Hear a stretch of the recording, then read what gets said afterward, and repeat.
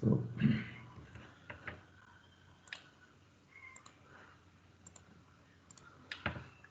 good morning. I welcome you all back to the lecture number 6/15/02/2021. In this period, we are essentially going to look at an important aspect that's called the characterization of cormorant behavior of tire.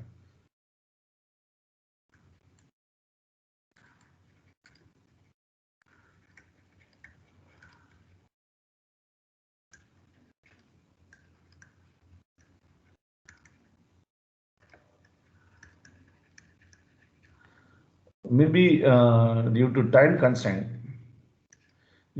constraint, another 20 minutes, I will just propose that assumption theory, and we will have a feel of how do you go about deriving the mathematical model, and we will complete this derivation on the next period, which would be on this coming Wednesday. I am going to consider now for this purpose and two important things. One is I'm going to consider my operating state of my vehicle.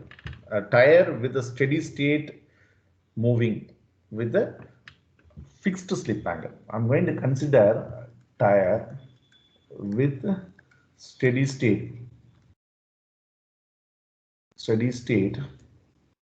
motion with a fixed slip angle. Right? So why do I have to say the statement is what you have understood from the discussion from the last class. A slip angle will increase as you are going to do more of steering and more of lateral force development. But for a given slip angle, whatever is the Fy, that's what we are going to look at. Also, we are going to look at now this lateral force is developed during the condition called steady state motion. During steady state motion, I would have the velocity of the vehicle not changing. It is independent of time. So it's cruising speed. So I'm not going to either increase the speed or decrease the speed. That means what? I'm not going to supply the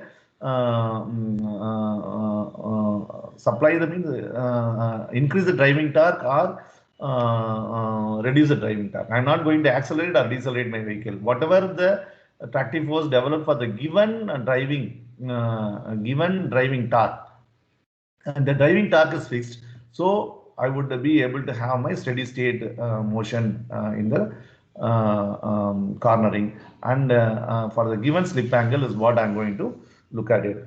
And I say the statement, why? Because I understood the theory proposed by Temple and von Schlipping. So we are going to look at theory proposed by scientist Temple and von Schlipping.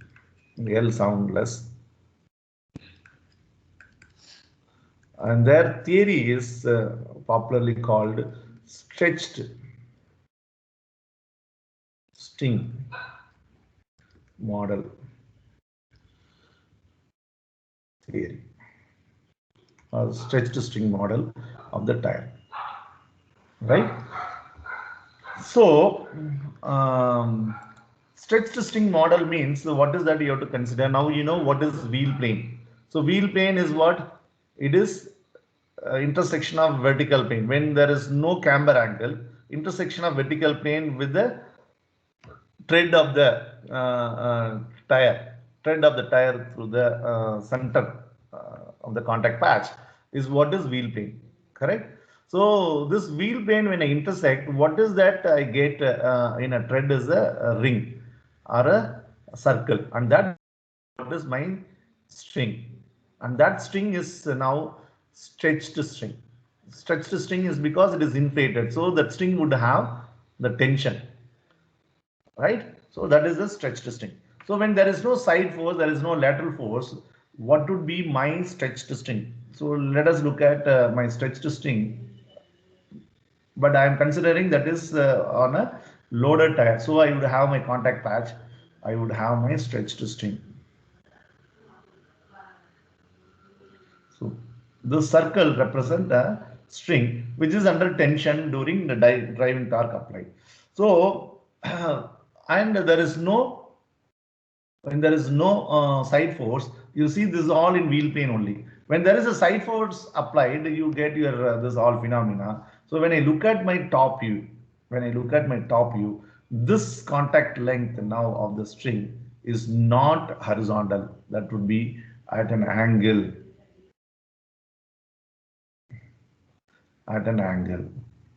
And this angle, what we are looking at as an angle alpha, right? So this is my wheel travel direction A, and if this is my center of contact patch, correspondingly here, this is the point O, contact patch, and this angle is what is now my wheel travel direction, and you get this. So what would be my string if I project this outer end? The string goes like that, and then it comes back again here like this.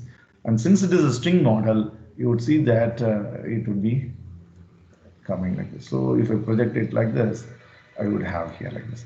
So this is what is the string in the top view. See, when there is no side force, it is in wind plane. When there is a side force, the contact patch, whatever is there, I would have this coming here like this. So let me take this point as there is a point here. Let me take A, B, C.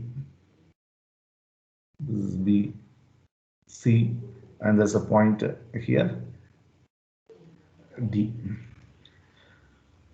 Right?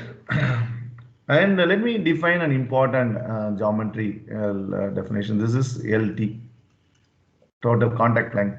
So that would be LT by 2 of here and LT by 2 here. And I also have this length here defined by this is what is LR, called the relaxation length.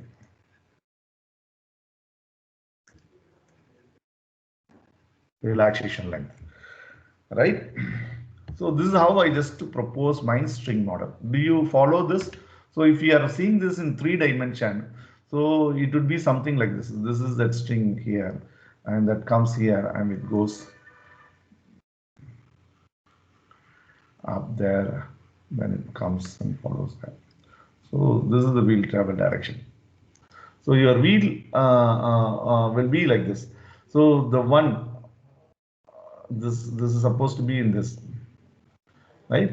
It's supposed to be in this, so it comes like this. This is my x-axis. This is my center of the wheel, and I would see that my contact patch, the string goes here and comes like this, So I define here an important term called the equatorial line.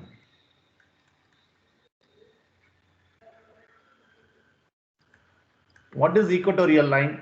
Equatorial line of the tire is the intersection defined by the tread. So if I have no side force and this string is not deflected from the wheel plane like this, and it is in the wheel plane alone when there is no side force, so it will be just like this, top view will be horizontal line, right? So at that time, whatever my wheel plane intersection with my tread of the tire, the circle is what is called an equatorial line. That's an equatorial line.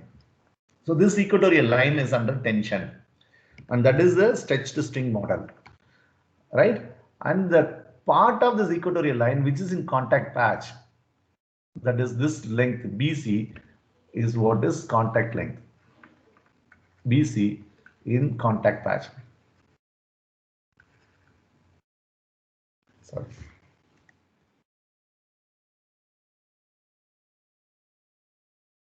BC in contact patch.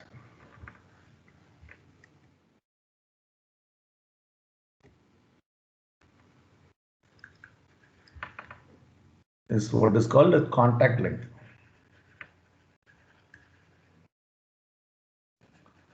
So what is contact length? This BC is what is contact length.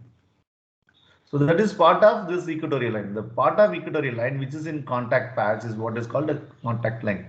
So what is free length? So free length is the one which is outside the contact. Outside the contact patch. So let me call that as LH. Let me call that length as LH. Right? Yeah. So these are all definition we look at in this string. The string is equatorial line, stretched string, and I have now this portion in this equatorial line in contact patch called contact length or contact line, and then there is a portion called LR called the relaxation length.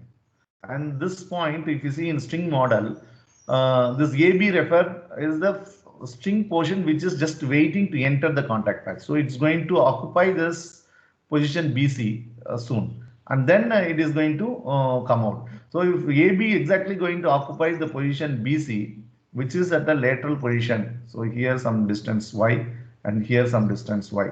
So this I call it as y1, this I call it as y2, and this is my center of contact patch 0, 0. If I consider an element, I'm going to consider an element in this which is at a distance y and also at a distance from the center x. So this point is x comma y is an element that I am going to consider. This element, what are the forces acting on that is what I am going to see. Right? Any doubt in this proposing what is this string model proposed by Temple and Von Schlipping? You can also look at, see, the string model is if you are looking at mathematically for the element that I chose here, right? It would be a string. Why it is at an angle? Because it is distorted in lateral direction. So I take the string and draw the free body diagram. So I would have here the force Ft, which is tension. Also, I would have a force now offered by lateral elasticity of this tire. So how this string is now held in the contact patch? This string is not only subject to the tension, also subject to the lateral stiffness force, because it is being attached to the rim by means of, this is your rim, this is your rim. So it is with the base in the rim, and this all are ky. So what is this ky stiffness offered by the side wall of your tire? So the side wall stiffness is what is now taken. So the thread, entire thread which is sitting on the ground is now considered to be a string. So the thread is connected to the rim by means of side wall we have seen. So the elastic property of your side wall, the stiffness, is what is now constrained. So this stretched string is now restrained by the lateral springs representative of side wall. So these are representative of side wall. Side wall, two side walls, right? With the wheel rim acting as a base, wheel rim acting as a base. So this is what is the stretched string model, which is proposed by Von Schlipping. So stretched string subjected to this tension as well as the force due to the lateral stiffness offered by side wall, right? So this is that simple string model. Mathematical model. One can also have a B model wherein that would be subjected to a pure couple. We are not going to look at that. You have a reference that's also proposed by them, which I leave it to you for your interest. But we will see this in detail, right? So this is what is our model that we are going to learn. Any doubt in this posting this problem?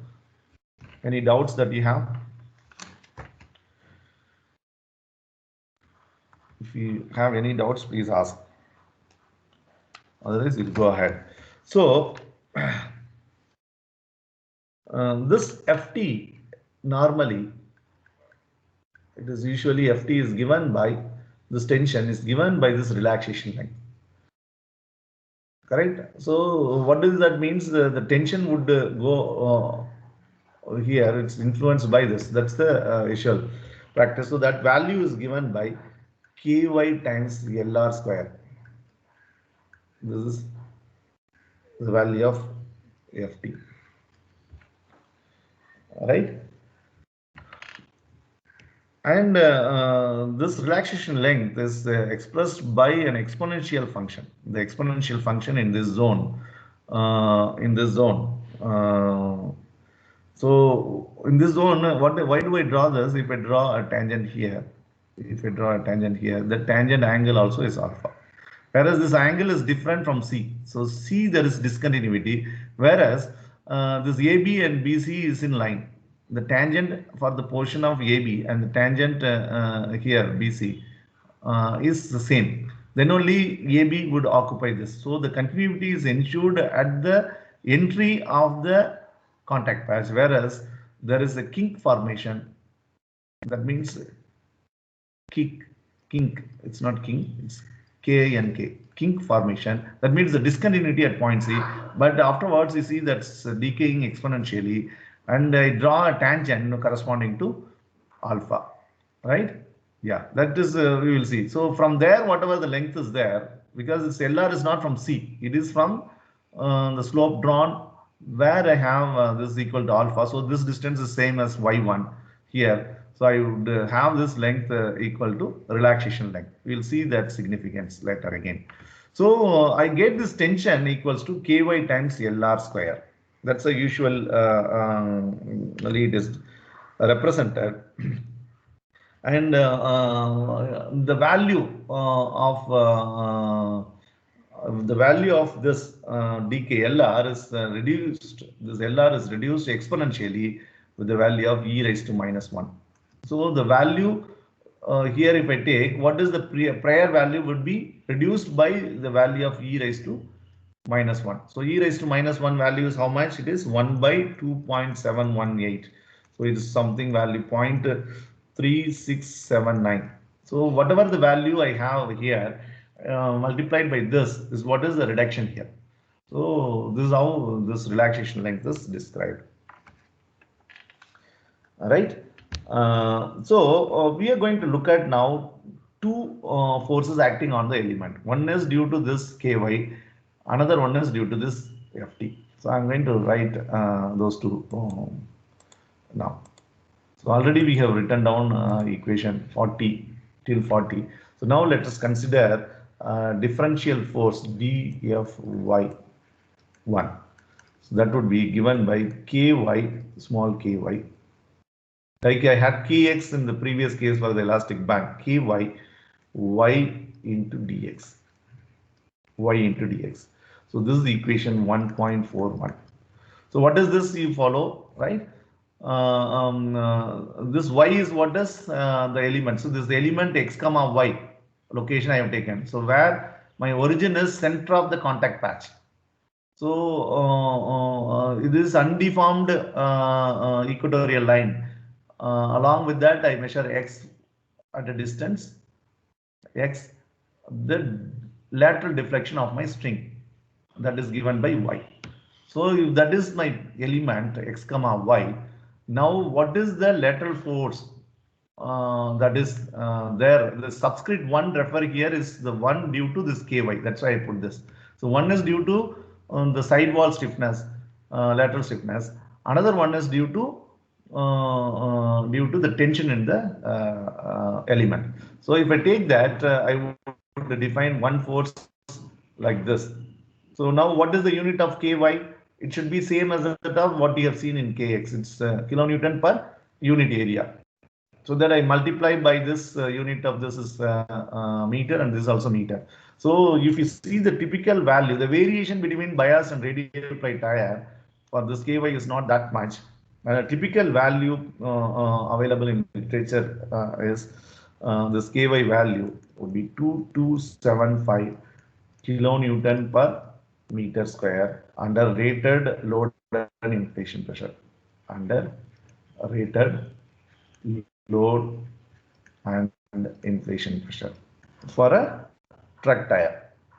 Right, so you know what would be the value here.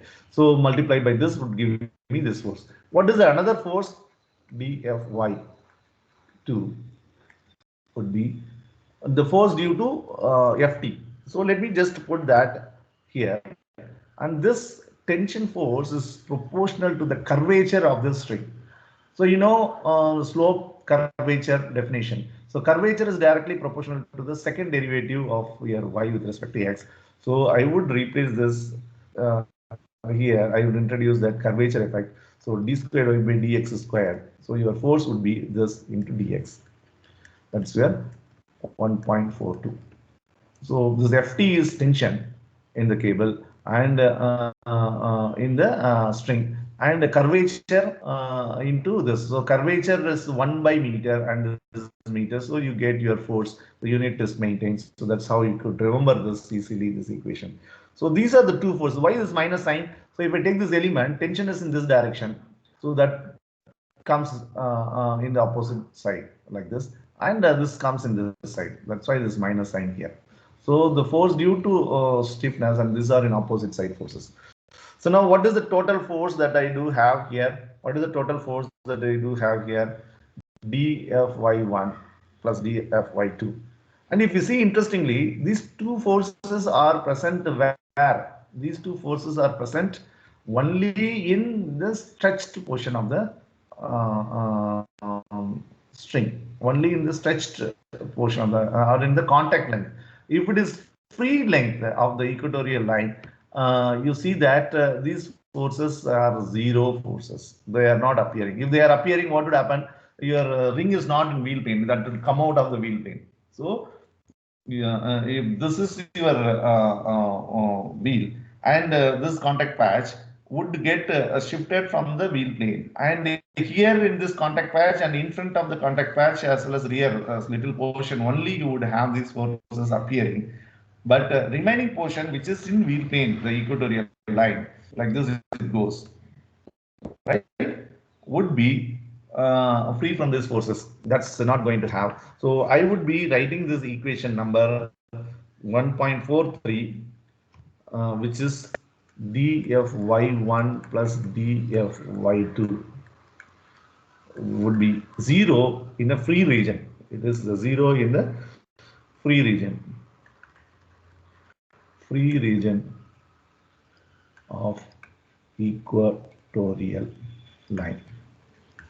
So if it is 0 in equatorial line, I would say this sum is equal to 0. So dx is the elemental length, cannot be 0. So I would have ky into y minus ft d squared y by dx squared would be equal to 0. So I can rewrite this as ky into y minus ft is ky lr square. So y into lr square into du squared y by dx squared equals 0.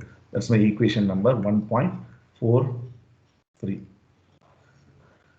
So why do I write this? Solving this second order equation, I would be able to get the deflection of my tire or the string in the non-contact region, So that means in front of the contact line and behind the contact line, there is the deflection.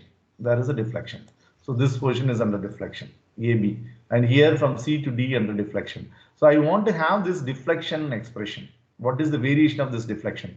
For that purpose, I do take now this summation of this elemental force is 0 outside the contact line, and having that, solving this differential equation will give me the expression of y in free region from A to B and C to D, as well as for the remaining all that holds good. So I'm going to just solve this equation. Solving this equation would provide that. So I leave that solving part on your interest, referring to a mathematical textbook. I'm going to write down the equation and stop today's lecture. So I would have, by solving that, an expression y equals y2 sine h hyperbolic function x minus LT, this is LT by 2 by LR all together plus y1 sin h lt by 2 plus lh minus x by lr by sin h lr by lh sorry lh by lh lh you know free length of the string by lr. So this equation is 1.44, which should be the deflection of my string. Deflection of my string. So I stop here and we will continue in the next lecture from this point, and then we will go in deriving lateral force, self-aligning torque, and then we will see that like we had a simplified model, we can also have a simplified model here, which would be helping us to look at not only steady state cornering, also cornering and traction together, or cornering and braking together. So that would be a very nice theory. We are going to look at it on Wednesday during our lecture hours. So with that, I will stop lecturing today. Do you have any doubts at this point of time? I would quickly answer. Otherwise, we will end the lecture. Those who are having next lecture, you can leave. Others can have any doubts, you can ask, so that it will also be recorded, so that later on you can see. There are other students to go for an elective course. You can go. In case you are not having lecture, I am free to answer for another 5 minutes, and that also will be recorded. Yeah, any doubts? Anybody? You have any doubts at this point of time? To understand how Yes, how do you pose this or understand the assumption and the model of our Trickster string that we have seen, and now we will have the systematic derivation of that in the forthcoming class. Uh, right? Any doubts? If you do not have any doubts, I'm happy that you get everything what I teach, right? I also recommend strongly that please follow the textbook Theory of Ground Vehicle by Wong. I just purposely put these numbers of equations so that it's easy for you to locate in the textbook that equation, right? Sai Sri Krishna Harsha, Sai Sri Harsha, Yes, Sai sir. Abhishek. Yeah, any doubt? No, sir. Abhishek Shivakumar. no, sir. Yeah, you're following, right? Yeah. Okay. Good day to all of you. I'll stop at this point.